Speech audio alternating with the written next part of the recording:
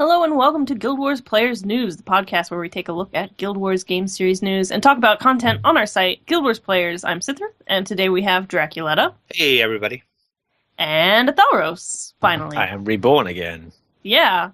So you guys might notice if you're listening live, we are actually starting this podcast 2 hours earlier than we used to. We used to start at 8:30 Eastern. Now we are doing it at 6:30 Eastern because of our good friend here, Athelros, being in the UK and wanting to sleep. I guess people sleep. I don't know. Sleep That's is sometimes a good thing. Yeah, I don't know what that is. So I guess I'll take your word for it. So that's a thing. If you just listen to the recorded podcast, that's not really going to affect you. But maybe now, if you live in Europe or another time zone or have a weird schedule or something, maybe now you can join us in the live chat. So yeah, that's cool. Welcome to anybody who can now actually listen to us live because of the time change. Glad to have you in the chat. So this week we've gotten a lot of new news. ArenaNet's just gone crazy. I think they're just really excited. Like, guys, we've had this game out for 2 years. Now we finally have an expansion. Let's just talk about it endlessly. But before we get into that, so actually Tapco posted a thing about Canthan New Year in Guild Wars 2. And since we don't usually talk a whole lot about Guild Wars 1 news, I figured we should probably talk about this in the news section. Jack, do you know much about this Canthan New Year celebration going on in Guild Wars 1? The Canthan New Year is awesome. It is one of my favorite festivals that take place in the original Guild Wars.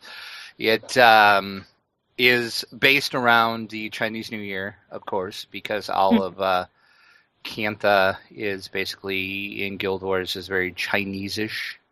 It's very Oriental-ish. So if you've been there, you know what I'm talking about.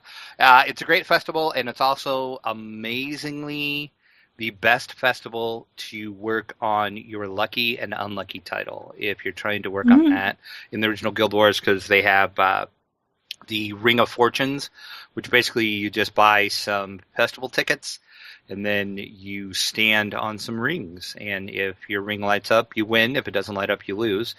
But you still actually win, because even if you lose, you're still getting part on tracks on your unlucky title. So I've been doing that a lot. And also there is dragon racing and beetle rolling as well. That Beetle rolling takes place in this festival too. And everything is out in the Singjin Monastery. That's where everything is. And then it's actually ending Friday, February 6th. So if you're listening to this on the recorded version, it will be over by the time you hear this. But if you're in the chat and you haven't checked this out yet, you have a couple days. The grand finale starts February the 6th, and that runs all night, basically. And it ends Eastern time at like 3 a.m. in the morning. Cool beans. And as Tapco pointed out in the article, we are not condoning this, but you actually don't, for the rings, you don't have to do anything but stand there. So really? You can just buy a bunch of tickets and stand there and still reap the rewards for it. Not that we're condoning going AFK like that, but trust me, a lot of people do. So yeah, Interesting. So check it out if you've never checked it out yet. And Tapco in the chat says that you get double points for the lucky, unlucky thing this week. Yes, which helped me out a ton. I actually went up one level on my unlucky thanks to that and festival. So yay! Woo! Nice. So, on to all of this Heart of Thorns news for Guild Wars 2. So the first thing that came out was IGN posted up this interview they had with some developers, and it gives a lot more information about the new region that we're going to be getting with Heart of Thorns, the heart of Maguma Jungle, all that good stuff. This one is pretty cool. At the time, this article was really interesting because it gave a bit more information about masteries, and it gave this nice video with some more looks at the Maguma Jungle. But then today we got another post about masteries, which I'll get to. Don't want to get ahead of myself here. But first, yesterday, because like I said, they've just been going crazy posting information like every single day about all these new features for the expansion. Yesterday they posted a blog post about outposts and adventures, which are two new kind of systems or aspects of events and stuff in the Maguma jungle. Basically, adventures are going to be their own separate system. They're going to have their own like progression UI and all that stuff. They said adventures are a reimagining of the concept of permanent content that you can challenge yourself with and enjoy as you move through the world. That's been around since launch. So that's going to be cool. They also said that some activities that you might have heard about before Guild Wars 2 even launched will make an appearance. Not really sure what that could mean, because like I haven't obviously followed Guild Wars 2 that closely for that long, so I don't know. But I know a lot of people are speculating. But so, for example, like the key difference for these adventures is that they're going to have their own UI. Like events, they're going to offer some kind of challenge thing to do. And rather than, like, so for example, they say rather than completing a jumping puzzle, an adventure may challenge you to complete that puzzle in a certain amount of time, for example. Or, specific challenges like that, rather than just kind of the broader ones that you might get in an event. And basically, it tracks the individual performance rather than a group. So for an event, you get that gold or silver or bronze medal based on your personal contribution to the event. But generally, like, if everybody fails, the event fails. Whereas with adventures, it sounds like it's going to be more on an individual basis. So that's interesting. And then there's the outposts, which are a kind of structure that kind of works as like a central point for some of the events and I guess adventures as well in the heart of the Maguma. They said it's like some of the towers that are in the Silver Waste, which makes sense. There's different towers that you have to defend occasionally in the Silver Waste, and it leads up to the whole Vinewrath event. It makes sense. Outposts are the next kind of progression stage after that. So that's pretty cool. But then today is the really cool thing. They posted a blog about masteries. And I kind of expected this blog post to just be one of those like, oh, masteries, challenging content, just unlocking stuff for your account. But they actually went into a lot of detail in this blog post. So I'm just going to go down this list of the key features for it. It does start at level 80. I know a lot of people have been talking about that. I hadn't seen anywhere previously that was saying it was level 80, but now in this blog post, they did say you start unlocking masteries and you start earning mastery points at level 80. But then, so you just need one character at level 80, basically, to start unlocking these things, because it's account-wide. Once you hit level 80, your XP bar will turn into a mastery training bar. And that means that, currently, if you're level 80, you'll know that you still have that XP bar, but when it fills up, rather than getting a new level, obviously, you get more skill points. Instead, it's going to be mastery training points. So they said that they do plan on adding skill points as rewards and high-level content to offset that. So don't worry about losing all your precious skill points, I guess. Other than that, each type of mastery has its own track, and so there's different types of masteries. There's like lore-based one, there's legendary ones for legendary crafting, there's exploration-based masteries, that's where you unlock the hang gliding thing, which is pretty cool. And so each track has tiers within it. It kind of works like the PvP reward track system. Mastery points are tied to regions. So with Heart of Thorns, there's going to be 2 regions to start off with. The Heart of Maguma region, that's going to be all the new zones and stuff. And then there's also going to be all the rest of Tyria. So any points you earn in those zones will have to go towards masteries that are tied to those zones. So you can't earn points for like hang gliding stuff in the rest of Tyria, because you can only do hang gliding stuff in the Heart of Maguma. That kind of thing. So that's pretty interesting. This is definitely a very different kind of progression system than we've seen in-game. Do you guys have any thoughts about that, or what do you think it'll mean for endgame stuff? I really like the fact that you just have to get one character to 80, and then you can start working on it for all of your characters. Mm-hmm. Which that is nice, at least that way, because it sounds like, I hate to say the word, it's going to be a heck of a grind. But at least you only have to do it once. Well, that's the thing. It doesn't sound like it's going to be too much of a grind, because like the way you get them, there's so many different ways you can earn points. It says you can earn them by completing chapters in your personal story, completing certain achievements, reaching hard to find locations, overcoming challenging encounters, excelling at adventures found within the heart of Maguma, or getting 100% map completion. So there's a ton of ways to do it, and also apparently, especially like for the Tyria, obviously not for the heart of Maguma because it's a new zone, but for the Tyrian mastery ones, obviously some of the points you can get come from things that we've already done in game. So if you've already done those things that would earn you points under this new system, you retroactively get those points rewarded to you. So that's pretty cool. And I'm pretty excited about the lore one too. Yeah, that one sounds really cool. Yeah, so this I think is a pretty awesome thing that they're doing. It kind of adds a little different style gameplay. Mm-hmm. It's more than just PvE. I mean, if that makes sense. So it'll be interesting. I'm excited to check it out and see how many of these I can cap and unlock. Yeah. Definitely sounds pretty cool. Any thoughts, Athelros? I know you've been kind of out of Guild Wars 2 loop lately. I just look at those gliders and I think to myself, they're going to make some really nasty jumping puzzles out of those. I bet they are. We're going to have to do those. And we are going to have to do those. But we've done all of them before, so yeah. Yeah. I do find myself wondering how much of this mastery stuff is going to be actually customizable rather than you just unlock everything and you've got it. Yeah. Because like unlocking things is good, obviously, but then it just sort of stops and you're done. And you just kind of, you're not really sure what to do next. Whereas at least with some customized, you can always change your builds around and stuff. And like kind of do with traits at the moment.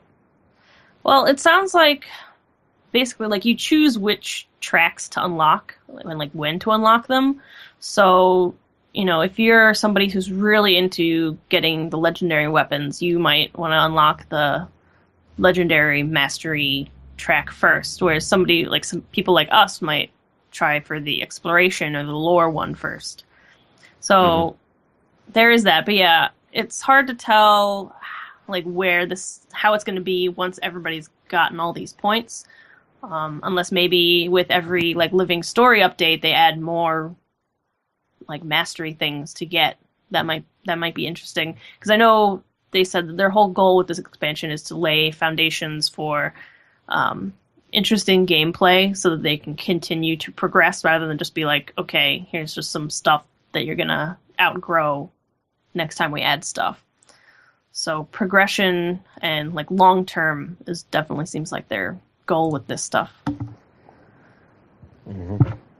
So that'll be interesting. I don't have a good segue for this. Drac, what's in the gem store this week? Oh, yeah, we need to work on that. Yeah.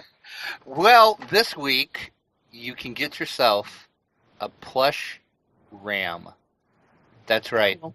A fierce-looking, stuffed little ram. I wouldn't say fierce. Not it's really. The opposite of fierce. Yeah, it's like cute to where it's almost like sickening cute. Yeah, it's almost cute. It's almost a little creepy. Yeah, a little bit, especially in the picture that I posted in the post, because it looks like it's kind of like staring into your soul. So yeah, it's kind of a creepy little ram, but you can pick that up for 350 gem points. And there is also a ram backpack. Now that is appropriately cute and not creepy. Want to have a little ram on your back. That's 300 gems. And Watch then a char wearing it, then it'll look creepy. Maybe. I don't know. I don't even think a char could make that look creepy. Yeah. You'd have to try pretty hard. And then if you want to like impress the ladies, you can get a box of chocolates and surprise somebody a bouquet of roses with the box of chocolates or roses for 250 gems. Whatever. I don't know. You could impress me with a box of chocolates.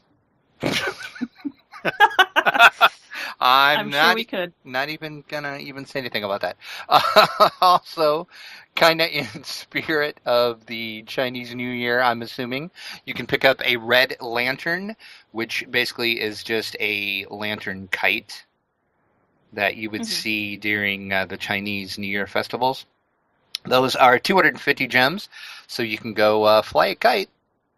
So if somebody tells you to go fly a kite, you can go in Guild Wars 2 and Be just like, yeah, okay. do that. Okay, I will. I will, thanks. I have 250 gems. I'm going to go fly a kite. And then I know something that excited you, Sithrith, and you actually pointed it out to me because I missed this in the store, actually, is Kaif's Bloom Dagger skin is now available for 600 gems. If you play the Living Story and you really like the daggers that Kaif used, now you too can wield daggers and kill people with them. And as a side note on this, it does not change your attack animation. Right. So just there was a little confusion at first. When it first hit the gem store, people thought maybe it was changing animations, but it does not. But it just generally looks really cool. It's got like purpley pink flower on the head of it, and it's got these cool like little lightning marks that turn into little swirlies, and it looks really cool. Yeah, it does. I really like this a lot. If you're going to use them, though, make sure you're killing the right people. Yes. Yes. Just saying. Just saying. Okay, anyway. So that's, I think, about it for the news related to the game specifically. There was just a ton... Oh, yes, one more thing. Tomorrow at 12 noon, like 12 p.m. noon, Pacific Standard Time on the official Guild Wars 2 Twitch channel, they will be streaming the Points of Interest kind of like podcast live stream that they do every 2 weeks. This one is particularly of note because they will be playing some Heart of Thorns gameplay on their stream. So if you really want to check out that, that's cool. Obviously, if you're listening to the recorded version of this, not super relevant. But if you're in the chat, we have a lot of people in the chat today, so I figured I'd let you guys know. So that's just Guild Wars 2 at Twitch. Anyways, on to our site news. This week, we've gotten a couple new writers, so welcome to Mel and Char Odell, our new writers on the site. We're very excited to have you guys on. Char posted a whole bunch of articles this week, just with general information that's really handy. First, he posted a article with a link to the Meta Builds site, or Meta Battle is what it's called, I believe. Yeah, Meta Battle. And basically it just gives information on different kinds of builds that you can make for your character, whether you want to do just general PvE stuff, dungeon running, world bosses, PvP, World v World, stuff like that. They've got builds for all the different classes, so definitely go check that out. I'm not super into doing meta builds, but it definitely has information that is interesting and helpful. Char also posted a article about gold, which I thought was really interesting because I hadn't thought about this in terms of MMOs, but I guess it makes sense. Basically, he argues that you shouldn't just hoard all your gold because of inflation in game. Instead, you should hold on to certain items that will just are going to generally always be in demand, like legendary items or some high-end exotics or precursor weapons or stuff like that. Hold on to those because they tend to go up in price over time. And so you won't end up left out with less gold just because of inflation. You'll still get the value out of the items. So that's something interesting I hadn't thought about before. And finally, he also posted a guide for crafting. Well, he posted a link to Guild Wars 2 crafting.com, and it's got some pretty detailed guides on how to efficiently level your crafting. And this was very helpful for me, and I'll get into that later when we talk about what we did this week. But also on the site, Tapco wrote about the Mesmer in Guild Wars 1, which is really interesting because it sounds like it's a completely different class than the Guild Wars 2 Mesmer. Drac, you want to talk about this since you're the Guild Wars 1 person? I would be happy to. And yes, it is. The Mesmer of Guild Wars is completely different, as you say, from Guild Wars 2. Basically, if you want to interrupt, this is the class that you want to play in Guild Wars. That's the Mesmer's main job, is to do interrupts. There are 3 different schools of magic you can do. You can do domination, illusion, and inspiration. And Tapco kindly runs those down, kind of gives you some of the spells that you use in them, so you can kind of determine which school of magic you like the best. Side note, I don't have a Mesmer in Guild Wars. My Elementalist is Elementalist / Mesmer. So I do use some Mesmer skills, because in Guild Wars you can cross-class. Right. So yeah, I don't have a full Mesmer. I probably should make one just to see how it plays, but I do use a lot of Mesmer skills on my Elementalist. I mainly do Domination most of the time. I do some Inspiration. It depends what build I'm doing, because Inspiration you get something called Ether Feast, which the target loses energy, and you gain hit points from the energy that they lose. So it depends what I'm doing. I might swap into that build and use that. So, and Tapco does go over that as well. So once again, it's a great other article from Tapco on Guild Wars as usual. And he also kind of talks about some of the weaknesses of the Mesmer and some of the heroes and hirelings that you can get as Mesmers as well. So once again, good job, Tapco. If you're kind of interested in the Mesmer in Guild Wars, go ahead and give this a read. You won't be disappointed. Thanks, Tapco. So this week, Mel posted his first article on the site about the little bot that could. I just made that up. That's not actually what he says, but I assume that it is a bot that can. But he posted a little kind of like role-play fanfiction thing about the Herotron, who has been awarded for a good job. Basically, the golem Herotron, formerly known as Helotron, Hohotron, etc., little golem that follows you around, will meet Captain Magnus, Iron Dawn, and Ellen Keel at Fort Mariner of Lion's Arch. And Captain Magnus has praised Herotron for its role in saving Lion's Arch from Scarlet Briar from Living Story Season 1. So good job, Herotron, helping saving the world. One little Herotron at a time. So this week's video spotlight is on Fear Not This Night. And basically this was there's a ton of videos of the song Fear Not This Night, which is one of the original songs for Guild Wars 2. And there's tons and tons of videos of it, but I picked this one because the editing for this one basically has it so that the pale tree is singing the song to the Sylvari, which I think in light of all the recent stuff that's been going on with the Living Story, it makes sense. It totally makes sense. And it's just such a good song. I know I was just talking to Drek earlier today, saying how basically I could just listen to the song forever because it's just so good. It's so good. This week's weekly community outfit is from Makiel. I think I'm pronouncing that right. I know he's in chat, so I don't know. Or is it just Michael? I don't know. I'm bad at things. But he sent us in his Sylvari Guardian, which he did provide pronunciation tips for, pronounced Shallery.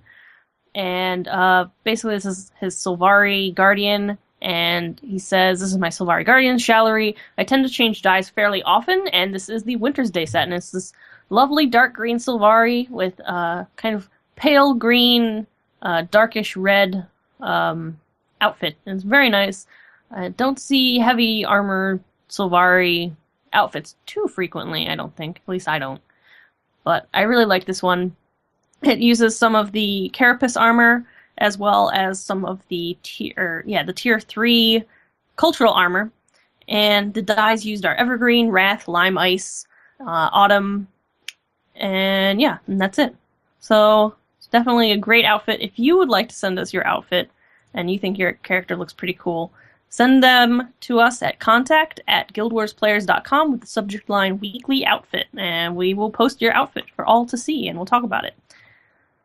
This week for the lore book, where we take a look at a place, character, race, or artifact and examine the lore surrounding it, I'm going to be talking about the Asura.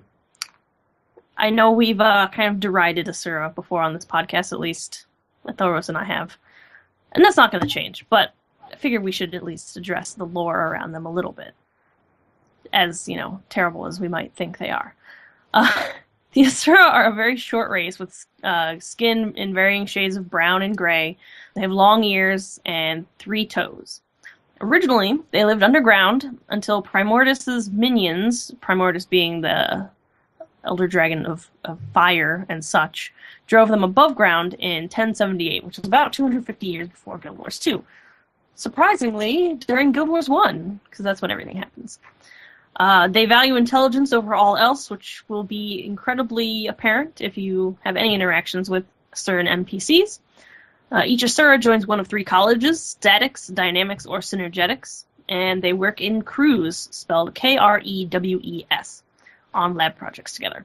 And they believe in this thing called the eternal alchemy, which is basically all living things are working parts of a greater machine. Basically, the universe or whatever is just one big machine, and we are all moving parts in that machine. And so that's part of what their 3 colleges study, different parts of this machine. The Asura are responsible for the construction and maintenance of the waypoints and gates across Tyria, so you can thank them for that. And the weird thing about the Asura is they actually live, Radasum and all that is possibly the ruins of a past race. They didn't, possibly, it's not 100% clear, they didn't build those. They've adapted that architecture style for all their future stuff. And part of the speculation comes from also the fact that Radasum is an anagram of Mersat. So some people think that maybe that means that they live in Mersat ruins. And according to Tapco, they made genius-operated living enchanted manifestations, which are golems. That's what golems stands for. Okay. Yeah. That's I didn't know it pretty stood for anything. to me. I thought it was just golems. But apparently, I learned something new today too. Thank you, Tapco, for teaching us that. I didn't know that. Genius-operated living enchanted manifestations. That makes sense. That totally makes sense. It's also pompous as heck, but, that's Asura for you. Apparently, that information is in the Asura starter story. Well, that explains everything. Having an Asura. Yeah, I don't know. Anyways, Atharos, you haven't been on the show in quite a while. What have you been doing lately in game? Jumping puzzles and map completion. We did a lot of jumping puzzles. We did a lot of jumping puzzles. We did so many, we ran out of jumping puzzles. Yeah. At least in the category of those in jumping puzzles, we've done all of them. Well, then we also went and we did Dry Top one and the Silver Wastes one. Yeah. Silver Wastes one was actually pretty good. I wasn't expecting it to be, but considering my previous experience at the Silver Wastes. But it was actually pretty good. I think the World v. World ones were probably the most interesting ones we did recently. Yeah. We also got really lucky doing the World v. World ones. Apparently so. We only got caught once by a player, and that's because we were a little too confident, I guess. And we got killed. We got shreked. But after that, we kind of managed to sneak our way through and do the puzzle without getting caught. Yeah. So that was pretty good. And we worked on some world completion stuff. We picked the worst one to finish on, though. Oh, that's true. Yeah, we waited and we did the Port Mat's Lab one, which is the jumping, quote unquote, puzzle, quote unquote, in Bloodtide Coast. It's this inquest thing, basically. Like, you have to go up and you have to input a certain sequence of commands and you have to figure out the correct coordinates. And basically it ends up being luck. You have to basically just push the buttons back and forth until you get the correct coordinates. And I think we took like half an hour just sitting there, me pushing the buttons, trying to get it to be the correct one. Eventually I got it out of sheer luck. And everyone ever wonders why I don't like Asura. That is why. Because they make stuff like that. Because they make stuff like that. Drac, what did you do this week? Well, I finally got my Elementalist, who just so happens to be my little Ashura, to level 40, so I could do my personal story. And the beginning of that, I hung out with Zoja. Just for, I was gonna say, I was wondering how you were gonna tie that in, but okay. Just Just for a for a little little bit. bit. So I got to hear my Felicia Day for just a little. There it goes. There it is. And you're welcome.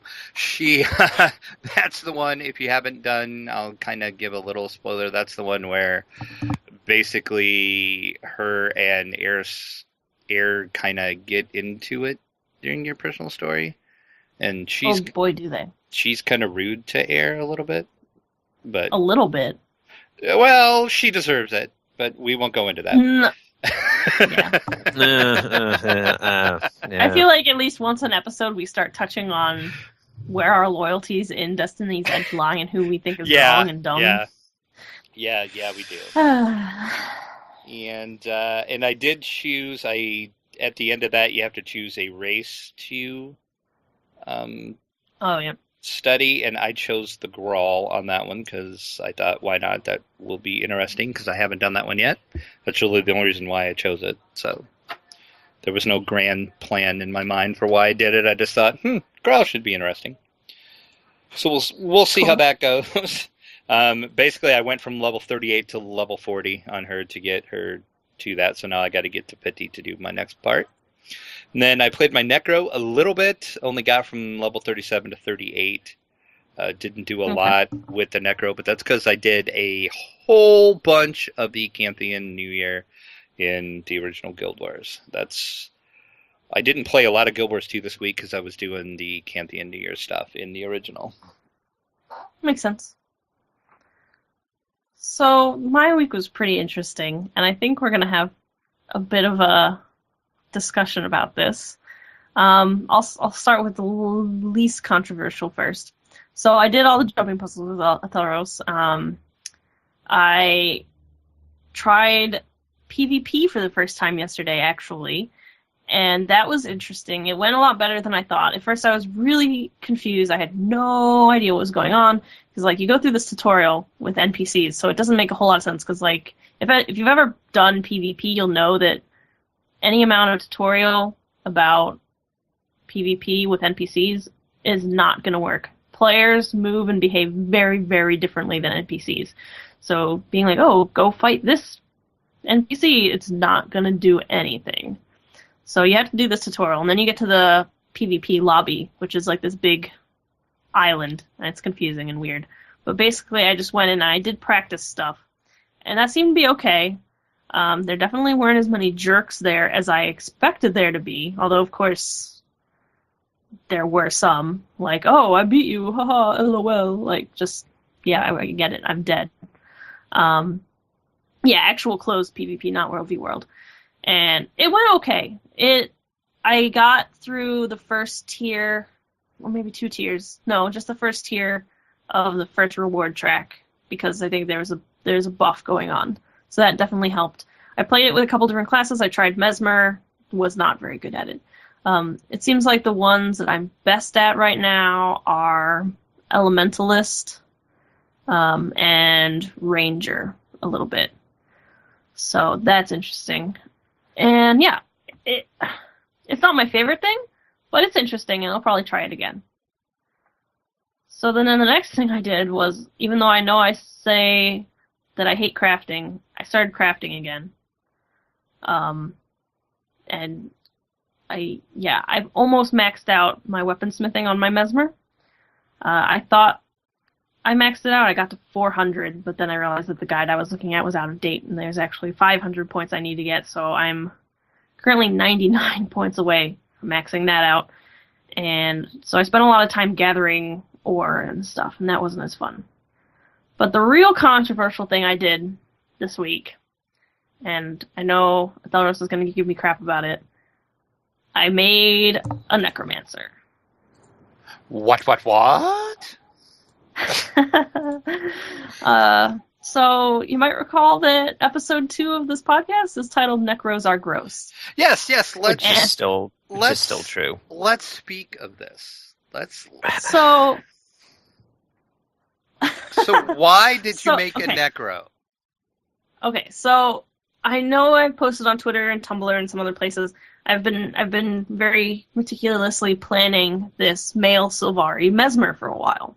A very cool looking one. He's got that no nose kind of weird like V-shaped face thing, and he's got the Total Makeover Kit hairstyle that's got the big branches that come back from his head and the little flowers in it, and he's all dark purple and like a pink glow, and he looks all super cool. And I had this whole elaborate plan for him to make this new Mesmer, and I was super into it.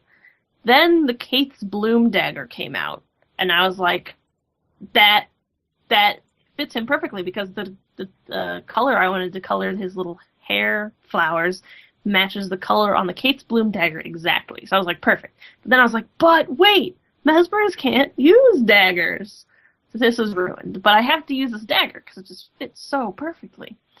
Because like the flower looks like the flowers in his hair, and it's the same color and everything. How could I not? And then I was like, but wait, necromancers can use daggers. And I was like, well, I was planning on making him be evil, like personality-wise. So I thought, well, let's make a little test necromancer. So I made a little test necromancer, and I played him with a dagger in the main hand and a focus in the offhand, and I got him to like level 15 or something. No, not even. I think I got him to level 9. And I was like, okay, this is super fun, actually. So then I went ahead and I made this necromancer that I've been planning and meticulously thinking about for making a Mesmer. So now I have this level 20 necromancer, and he's super creepy and purple and awesome, and I love him, and I'm not ever going to use minions, because minions are still gross. I'm not updating my stance on minions. They're still the worst. But after research, I found that not only is using minions not effective, like, you just shouldn't, because basically they're utility skills. The minions, I always thought it was like a pet bar, like the ranger or something, but it is utility skills. And so there are other utility skills that, well, personally, and according to some guides I've read, there are better utility skills to use than these minion ones. So I'm just not ever going to use a minion. But I love the skills, like, especially with dagger and focus, like, I have lots of, like, draining other people's life forces, and, like, the down skill is I just literally, like, suck up their life force, and so, like, I heal myself while attacking them, and it's awesome, and I love it. So, I'm sorry, Athelros. You're the only one who doesn't like necromancers now. Let me clarify that I've played a necro in other games. In Rift, I played one, and it was probably like my main class, and I liked it. The concept of like draining their health and putting debuffs on them and stuff like that is good. I like the idea of the combat. The sole reason I don't like necros in this game is that the pets look really ugly, like really ugly. Like I'm saying, you can totally. I've not summoned one once, and as Tapco was saying in the chat, they basically don't do anything. So you can totally not use them. Yeah, if that's the case, I'll have to consider what race I would roll one in and stuff like that. But yeah, I consider it an option. But this pets are still gross, and I'm not gonna. Oh, I'm not arguing with that. I 100% agree. I think that pets are stupid, and I'm angry that they take up space in my skill choice panel. But yeah, the other skills really make up for it. It's really cool. Mm-hmm. I enjoy it. And so, of course, in the chat, there's lots of I told you so's and ha-ha-ha's and etc. We're still right. I mean, yeah, we're still right. The pets are stupid. We didn't say the class would be boring. We said the pets are ugly. No. Yeah. Right.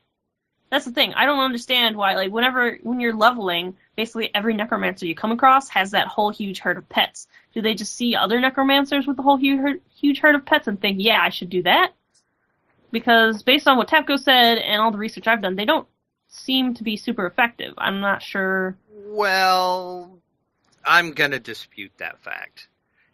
Okay. I found in the lower levels, your minions do help you out. But once you get, I'm going to say about level 11, 12, that's when I started using more of wells and some of the curses and stuff.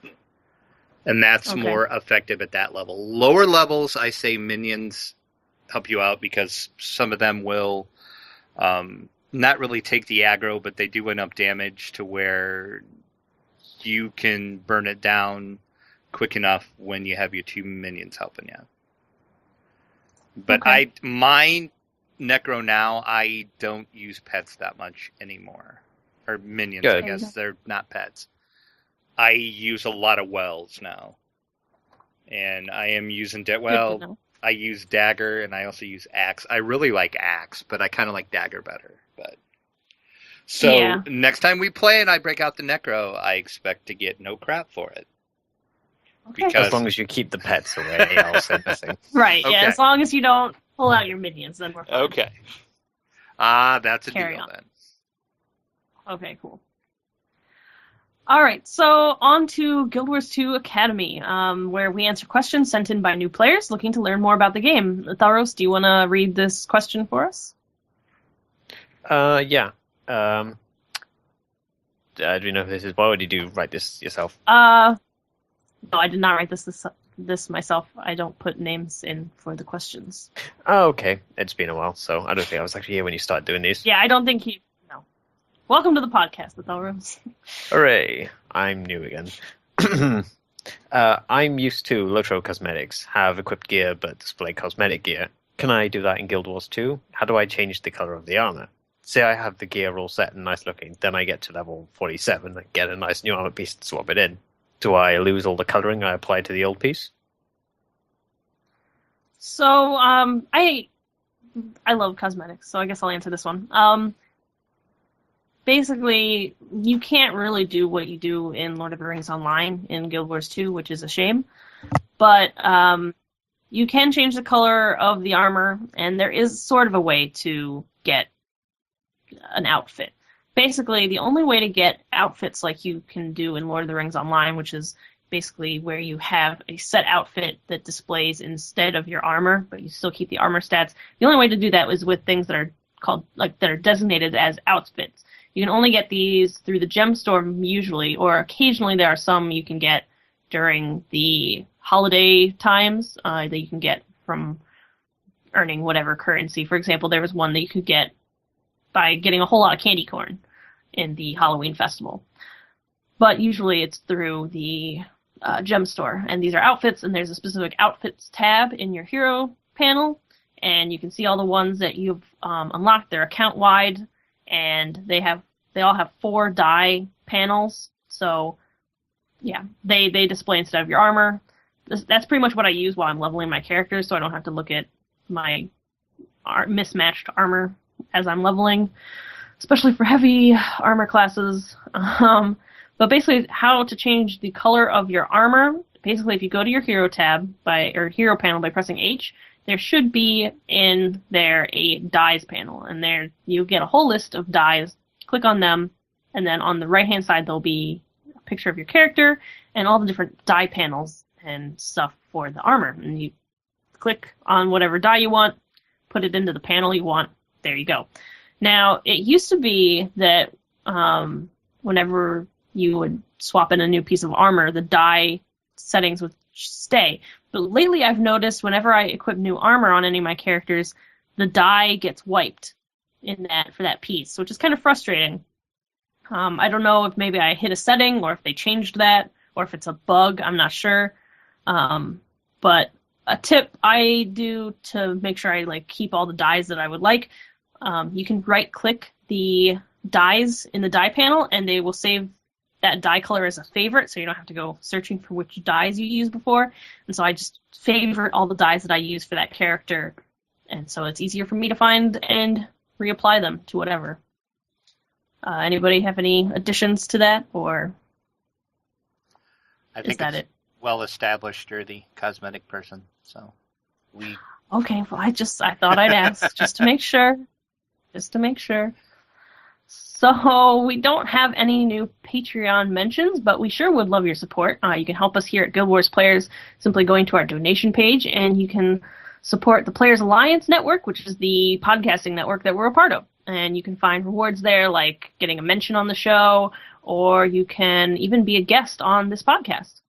We also didn't get any new iTunes reviews this week, unfortunately, but we do have a featured comment Tapco commented on episode 8, and he said, I said this in the chat, but that's obviously not recorded.